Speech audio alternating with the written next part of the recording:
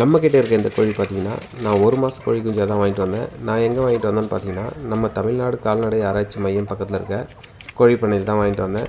நமக்கு இது வனராஜான்னு சொல்லி கொடுத்தாங்க. 1 மாத கோழி குஞ்சு 60 ரூபான்னு கொடுத்தாங்க. நான் வாங்கிட்டு வந்து 4 மாதம் ஆயிடுச்சு.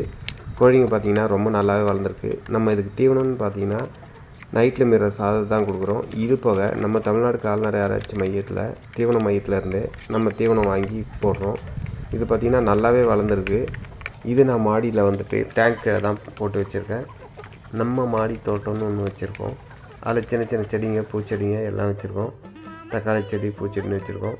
அது எப்படி இருக்கு பார்க்கலாம் வாங்க. ஊஞ்சல் கட்டி ஆடிக்கொள்ளவா,